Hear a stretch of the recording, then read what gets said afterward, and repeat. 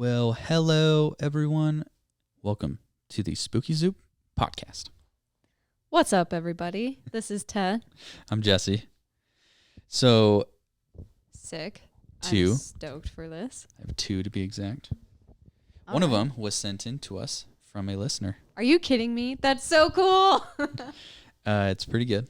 This listener has been awesome. They provided a story for us before.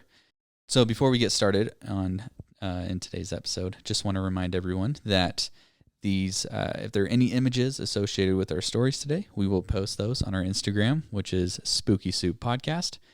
Go ahead and check us out there. Give us a follow. Also, if you like I just mentioned, if you have any scary stories that you would like to send in to us to read, they can be true. They can be completely made up. As long as they're spooky, we would love to read them. Do it. Also, since it is currently September, it's totally fine to start celebrating Halloween early. Just a heads up. Okay, I mean, like with Jesse and I, every day is Halloween. Black number Sure. 1, typo negative, every day is Halloween. Every day, vampire or not. But it officially starts September 1st, okay? It does. See, for me, Halloween, September 1st to October 31st, right? And then Christmas, November 1st to December 25th. Also, I just wanted to say one more thing before I got started. We've received feedback from all you awesome listeners from telling us like, oh, this story you guys told on the podcast was so creepy. And I'm like, really? I didn't think that was that creepy. What about this one? And they're like, oh yeah, that one was good too, just not as creepy as this other one. And so I think it's funny how like our opinions are changed on those. So anyways, what I'm saying is if you guys would love, if you guys could give us feedback, that would be awesome. Yeah, tell us what stories scare you. Yeah, that would help. At least it would help me get a better direction of what to write for. Yeah, for sure. Okay, cool. Well, I'll go ahead and get started. I have, once again, 2 stories. And this first one is from Reddit user Dark Killer Diamond, and it is called "I Have a Spirit Following Me." Love it already. Every night I go to bed around 10 p.m. since I have to be at work by 7 a.m. This night was just the same. I got in bed and was soon out. I then woke up to a bang and quickly jumped out of bed. I ran downstairs and saw a cup smashed onto the floor. Confused, I cleaned it up and went back to bed for work in the morning. The next day, I was doing paperwork and I felt like I was being watched, but every time I turned around, no one was there. I guess one of my coworkers noticed and asked if I was alright. I jumped when I heard him because I felt like I was being watched. He calmed me down and asked me what was wrong. I just told him I had a rough night. He told me about the massage parlor he goes to, saying how it would relax me. I took his word on it and called them, and we scheduled an appointment after work. When I got there, I spoke to the woman at the desk who told me where to go. When I finally got my massage going, that's when I began to relax. I then heard a whisper in my ear telling me to go home. What? The massage therapist stopped. Oh, sorry, I didn't say anything. I was confused, but thought maybe I was hearing things. So I let her finish and I left. I felt so relaxed and got in my bed when I got home and fell right to sleep. I woke up and saw it was dark in my room. I couldn't move, which confused me, and so I was looking around. I couldn't see much with how dark it was, so I tried my best to move until I saw a shadow appear in my room. It was in the corner. It swayed back and forth. I would be lying if I didn't say I was terrified. It started to get closer, which really started to scare me, and I was hoping to wake up. I finally got a good look at this thing, and I wanted to scream. It had no eyes, no teeth. I only saw darkness in those areas as it reached out for me. I tried to get away, but still couldn't move. And when the thing finally grabbed me, I felt the cold of its hand. I wanted to scream until it dug its nails right into me. I then got up gasping for breath and realized I was sweating a lot. I thought it was all a bad dream until I felt my side where it got me, and I saw a mark there. I knew it was real. I couldn't go on like this, so I decided to stay with my sister for a while until I cleared my head on this whole thing. When I finally went over, my niece ran up to me and gave me a big hug. "Hi, Uncle Mark," she said as I picked her up. My sister came over. "Hi, Mark, come on in." When we got in, she asked if I was all right, but I didn't know what to say. All I told her was I needed to clear my head, and she completely understood. I didn't want to say anything about the spirit, thinking she wouldn't believe me. After a few days, everything seemed to be going back to normal until one day my niece asked if we could play hide and seek. I told her sure, and we played.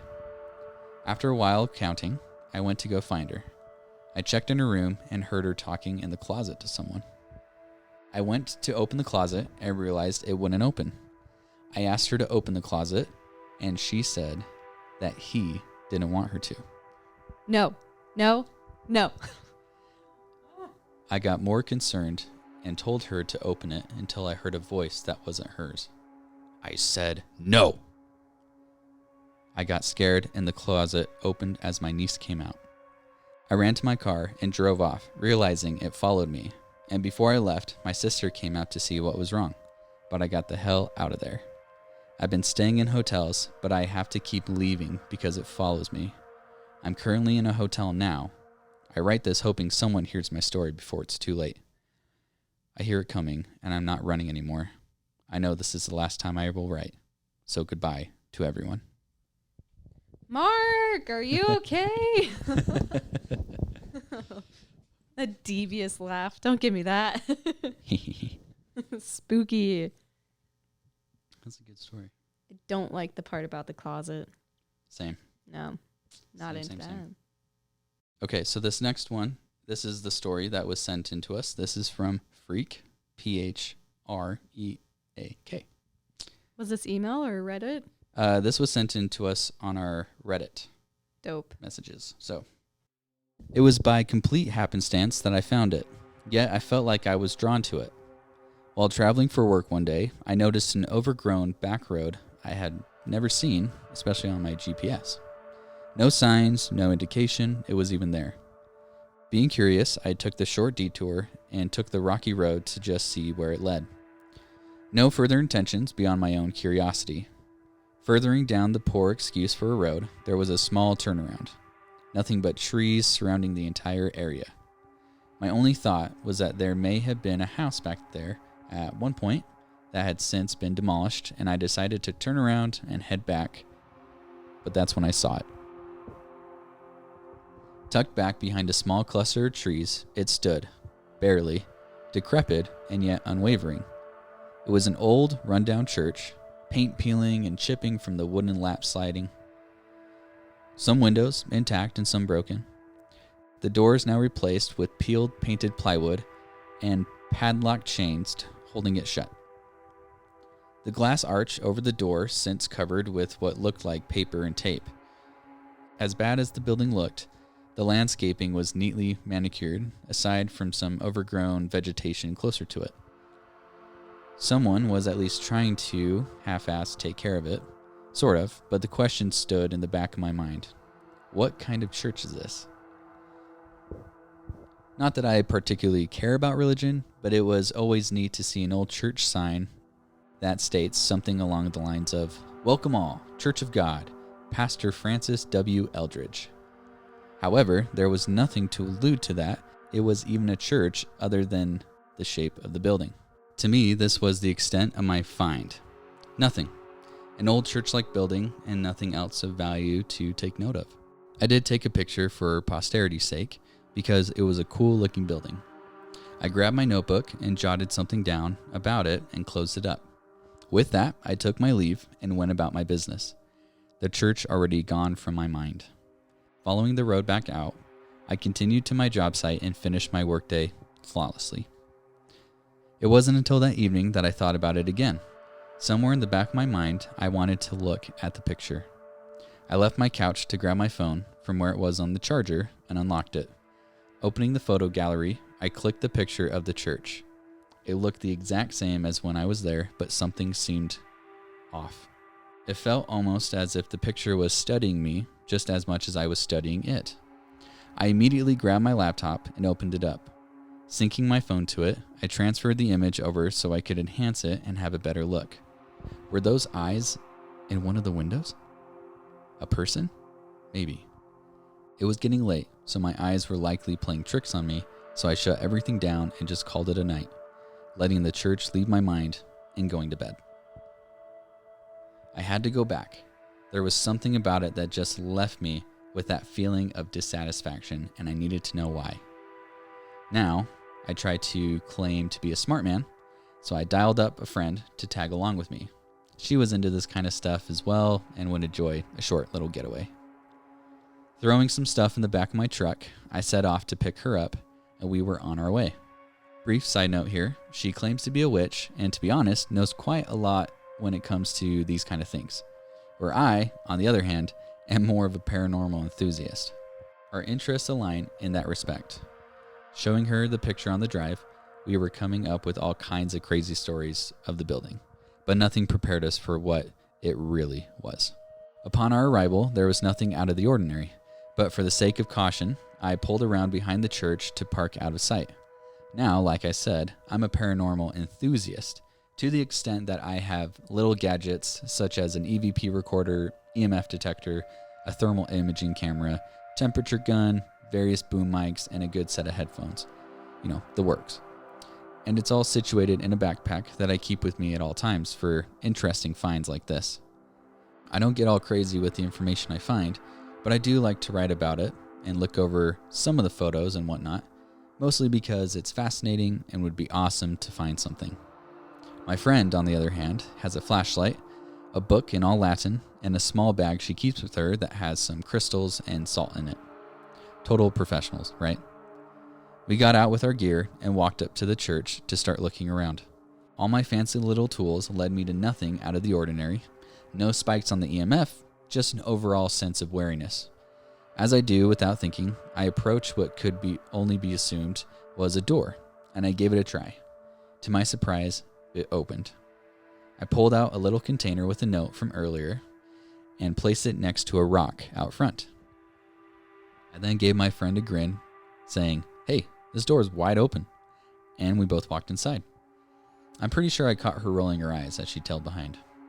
What we were greeted with inside was just an old rundown church. Dust covering nearly every inch of this place. Cobwebs where you would expect them. Bibles laying open on random pews. The pair of us began walking around checking things out, with her and her flashlight and overall badassery, and me with some fancy gadgets. Just as I was about to give up and call it a day, she called out informing me that she found something weird. As I approached, she pointed out towards the altar. Following her direction, I noticed another open book laying open on the altar, free from dust.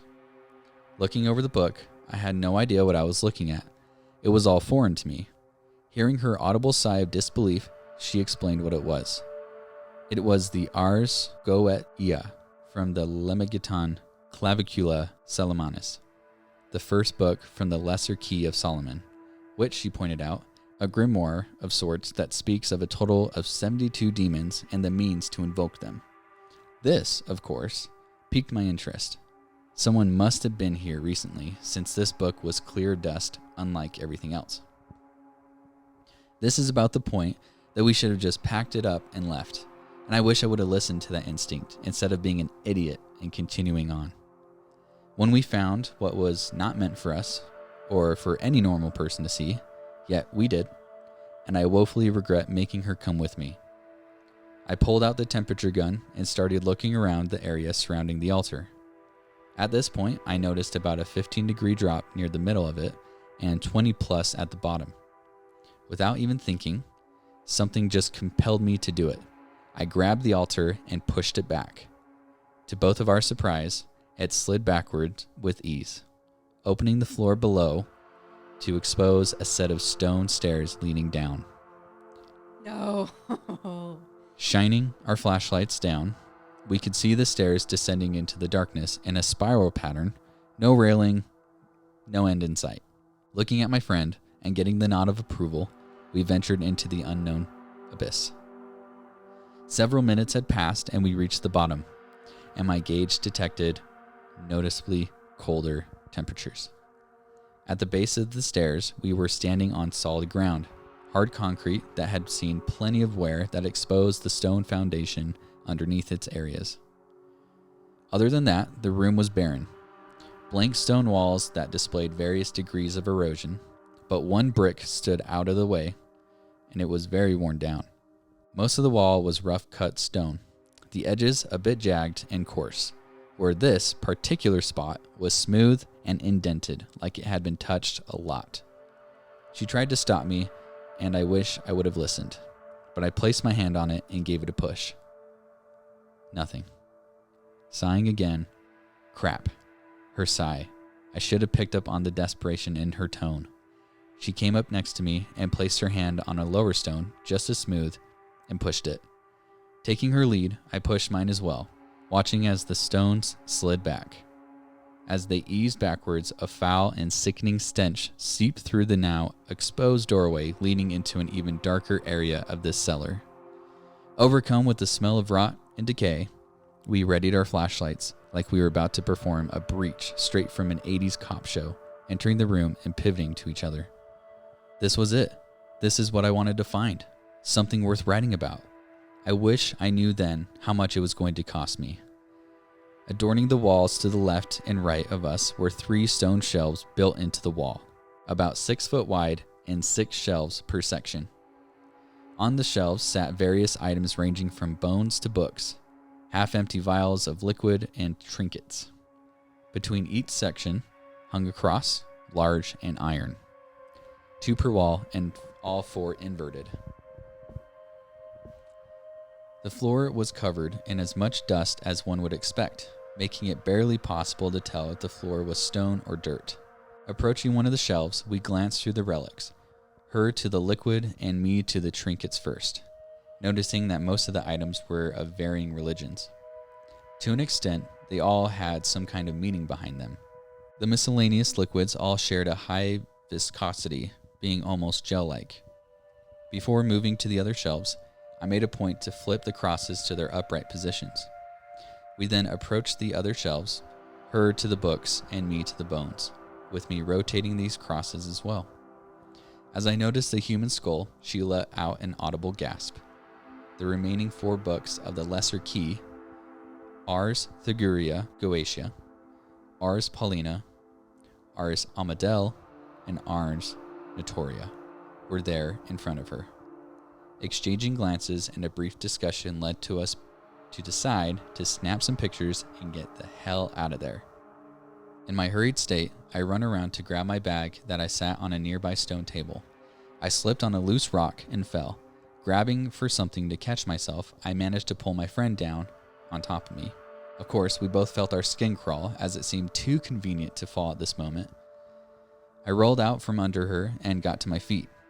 Dusting myself off, I turned to reach out to help her up. Noticing she was not even acknowledging me anymore, I followed her gaze to the now dust-free spot I formerly occupied. Etched there in the stone floor were lines. Dropping back to my knees, we both began furiously wiping the dust away to see what lay before the dirty floor. As the sigil below became clearer and clearer, a pentacle was first visible with other shapes inside of a circle, letters surrounding it, spelling out Thastar, and I had no idea what it meant.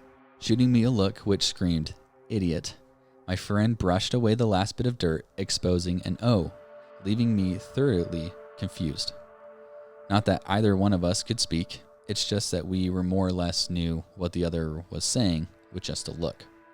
She pointed at an A first, then the S, and made a circle gesture with her hand, clarifying the correct order.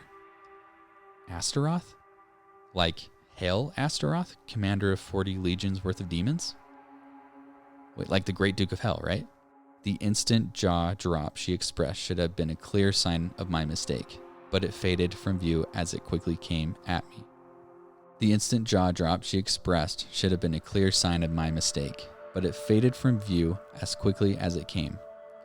As if almost the instant I finished my sentence, the 4 crosses creaked slowly back to their inverted positions, and dust swept up through the room as if an ocean breeze just blew through a patio door.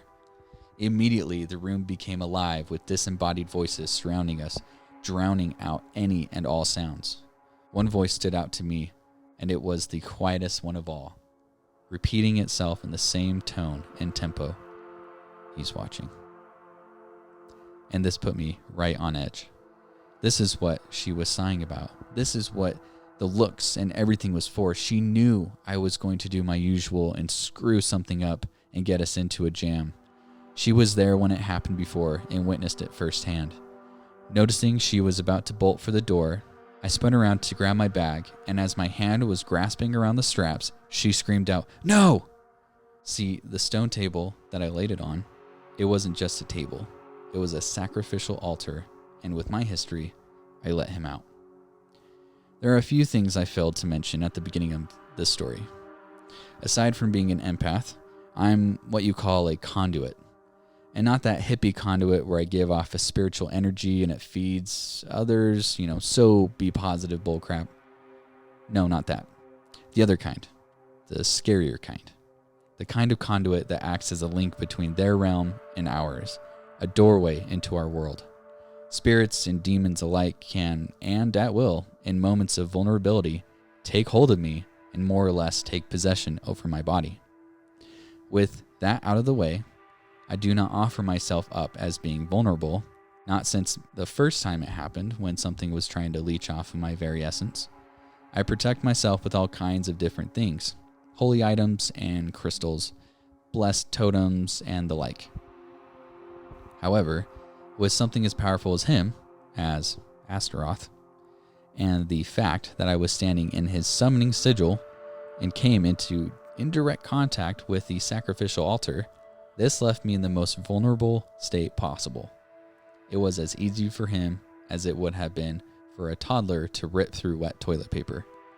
As my consciousness faded out, the last thing I saw in her face was shock and complete failure as the tears stained her cheeks. Knowing she could do nothing for me, she turned and fled up the stairs, and that was all I remember. At least it was until today. The thing about being taken over is that you don't feel it. You kind of just go into a coma. You're in a dreamlike state. Nothing that you do anymore is exactly you. Maybe a plus, but the real plus is that since demons are pretty powerful, your body kind of doesn't age. So maybe it's a win, but why now? Why all of a sudden? Remember that note I wrote at the beginning of all this and the container that I hid it in? I typically don't do these things half-cooked, and I like to make sure there is always a contingency plan in place, albeit sometimes delayed. The beginning of the story started in 2022, and now it's 2046, and someone found my container. The church was finally bought and had been renovated some years ago. The caretaker came across the small plastic box when he was digging up some old brush. Inside of my container was a picture of me with my note. If you find this, it's probably too late already, and I'm sorry. I have died, or they have finally broke in and took me for their vessel. All I ask of you, dear reader, to find me, the man in the picture. If it leads to an obituary, stop there. If it leads you to me, the person, read further. I dabble into paranormal research and investigating, and I typically take precaution before doing so. But something as of late has been pulling me harder than any time before, trying to get to me to go somewhere of an unknown destination. So if you find me, assume it is not me. Take precaution and please take action. If you find me, I promise there has been a trail of death left behind in my wake. End the unnecessary death of innocent people and end my eternal suffering. I beg you. Through the church and members of the clergy, the caretaker had found me. They acted as I had asked and taken care of the situation. Yet, here I am, writing my story. I would love to tell you that they decimated the foul demon that took residence in my body for 2 decades, that my body and consciousness was somehow preserved after the fact, but I can't lie.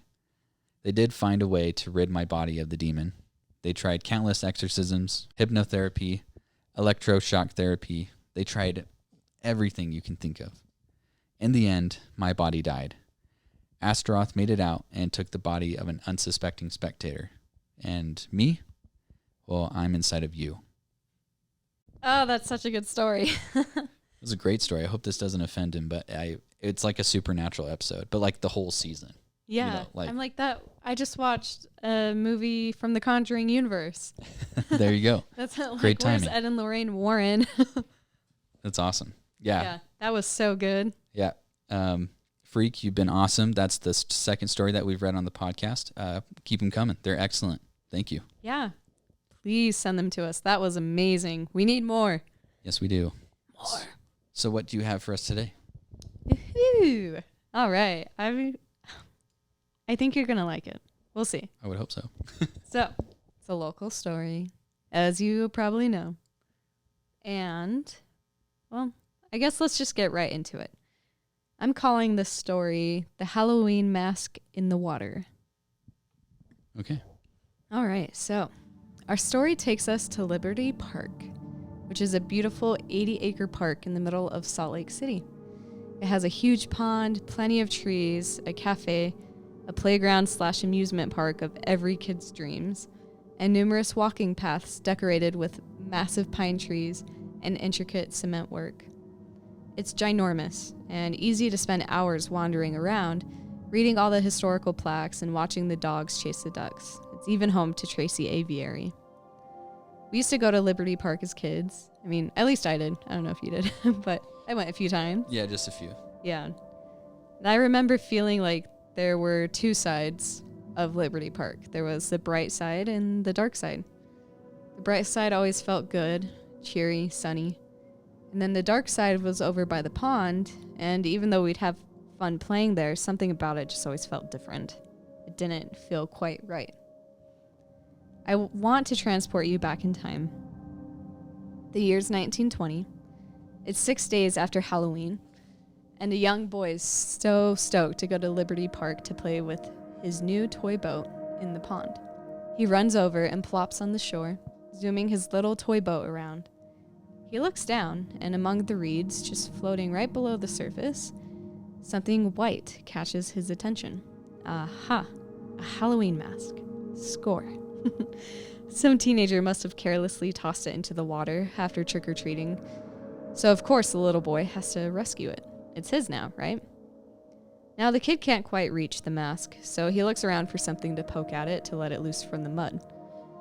He finds a piece of wire, and it should do just the trick. So he runs back, he pokes it into the water, and starts pulling on the mask, but as soon as it starts floating towards the boy, he realizes the object itself is squishy and heavier than he expected it to be.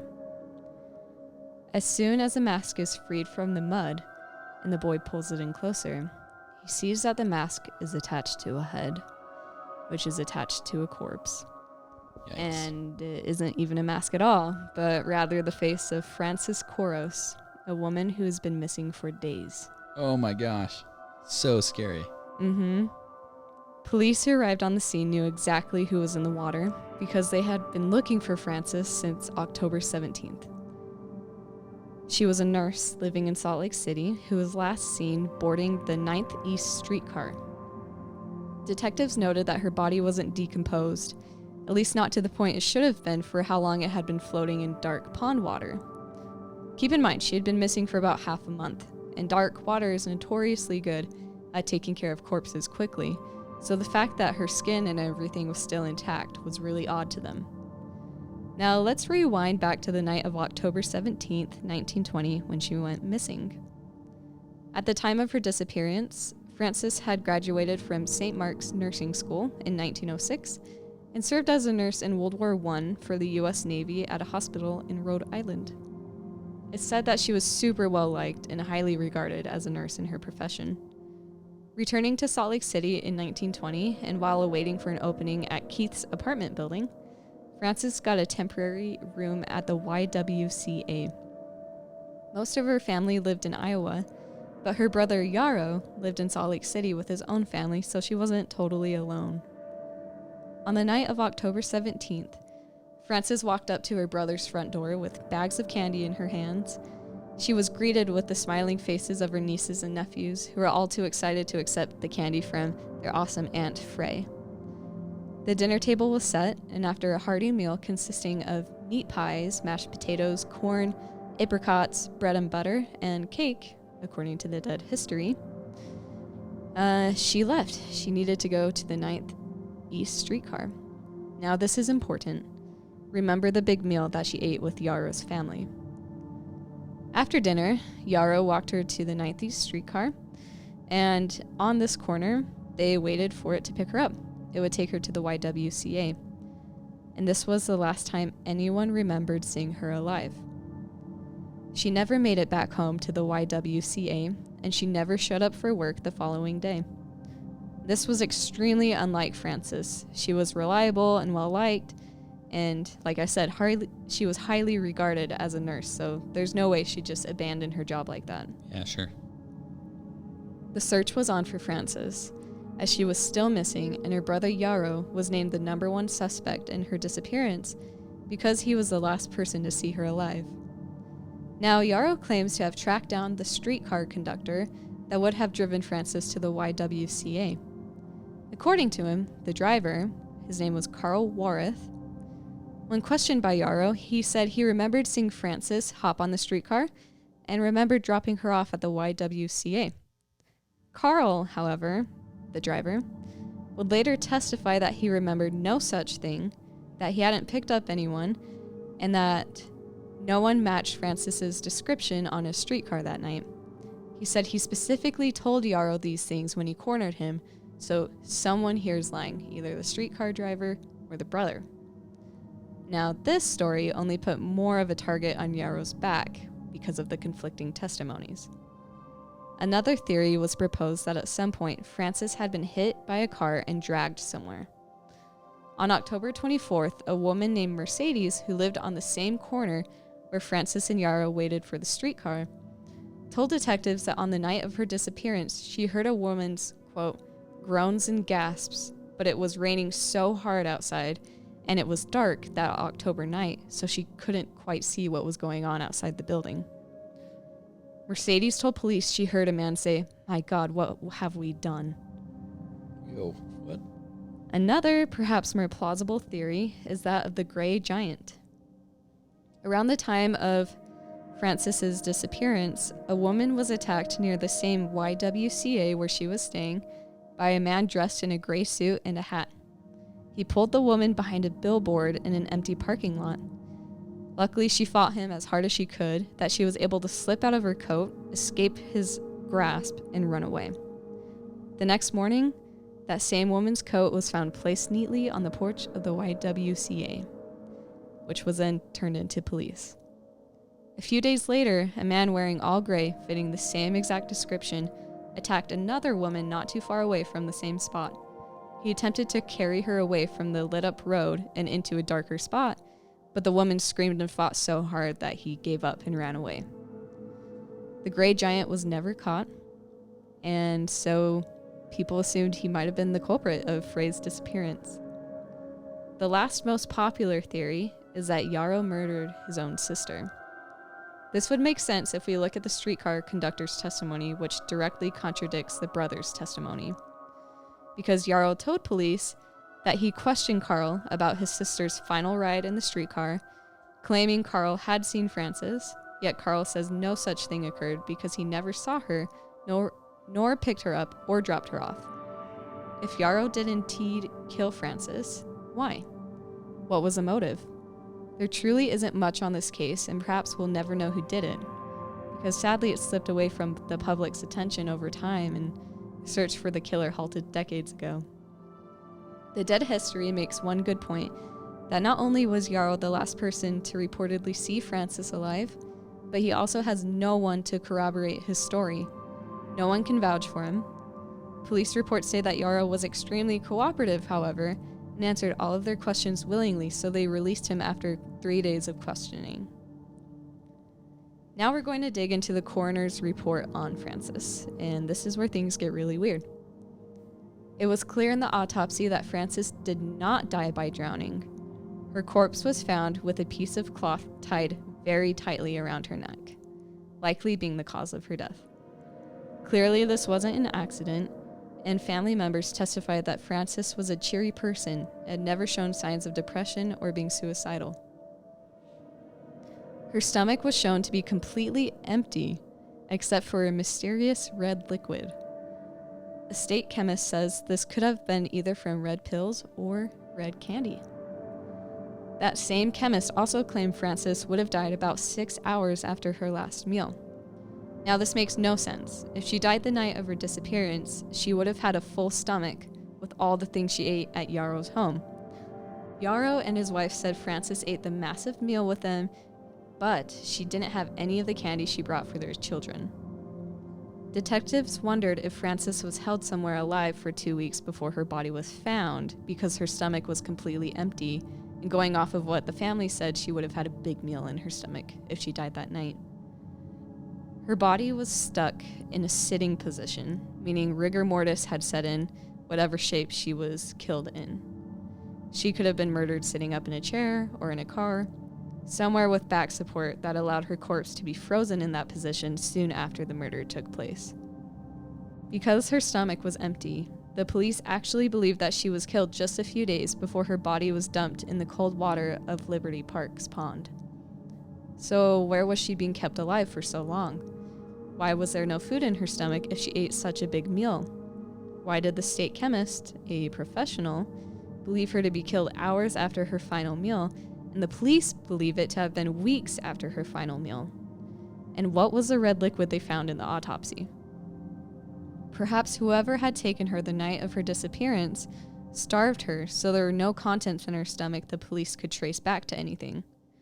Or maybe she never actually ate the meal at her brother's house, and she was invited over under the guise of family dinner, not knowing that sinister intentions probably waited just on the other side of the door. Yikes. Something interesting came out of the investigation. The cloth used to strangle Frances was found to have belonged to a woman's garment, but it didn't belong to anything Frances had on at the time of her disappearance, which led investigators to believe that a woman was involved in the murder. Was it someone at the YWCA? Was it the Grey Giant? Was it the streetcar driver? Was it Yarrow and his wife? We might never know. Frances is buried at the Mount Olivet Cemetery across the street from the University of Utah. Her case is still a mind-boggling mystery to this day, and her killer, though certainly dead now, walked away freely. Now, on findagrave.com, her memorial reads, "She was a nurse, daughter of Albert Koros and Josephine Statska of Bohemia. Age 40 and single, her body was found in the lake at Liberty Park on November 6th. Coroner's jury returned verdict as follows. Frances Koros came to her death feloniously by an unknown method between dates October 17th, 1920 and November 6th, 1920 at the hands of person or persons unknown to us." Wow. Have that in your obituary. Yeah. Because they never say the cause of death. Right. So that's interesting. Just assume it was the piece of cloth wrapped around her neck. But given it was 1920, they didn't know if that was put on after she was killed or if she was killed with that. But they do know she didn't walk into the lake herself because her boots were not muddy. So someone dumped her there. Right. So, next time you take a stroll at Liberty Park or sit down for a cup of coffee at the park cafe, remember poor Frances, the nurse in the water whose face looking upward was confused for a Halloween mask. Yo, yikes. And I have pictures for you too. Okay. This is a good play off of the episode we did that was titled Halloween Decoration. Yeah. Everyone, go listen to that. That's a good one. Pretty crazy story. I hope that one day we can figure out the answers we need for these stories, you know. I don't know whether that's from, you know, I feel like God has a rewind button or a pause, you know, a little remote that he can control, and then he can just be like, "Oh yeah, let's go back to that moment." and then he can tell us all the answers, and we can figure out who the heck killed poor Frances. Yeah. Or the cold case we covered from Kaysville, where the skull was found on the hillside. That's right. Another great episode. Go listen to it, people. Check it out. But yeah, it's just insane. I know I reference Dead History all the time, but she really does some good research on local cases. So I kind of use her as like a landing point and go off of it. But she, at the end of her article on this, she talked about how if this same case happened today, how different things would have been. Because back then people were like walking into the water to see if they could replicate her boots not getting dirty and stuff like that, or trying to figure out how she was stuck in the sitting position. But clearly she wasn't dead for that long before she was placed in the water, because if she was in there for half a month, her body would be decomposed and she wouldn't be stuck in that rigor mortis. It's fair. However, it's pretty much winter in Utah at that point, so the cold probably preserved her too. It could have, easily. If she was in the water for half a month, and Liberty Park being as busy as it is, because people go boating on that pond. Yeah. They take out their kayaks. You'd think someone would have noticed. That's a good point. So.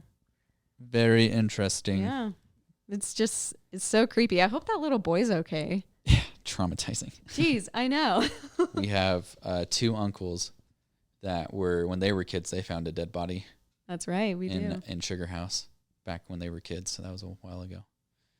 But yeah, crazy. Oh, yeah. I remember asking them like what they thought about it. And one of them, he was just like, oh, it was weird.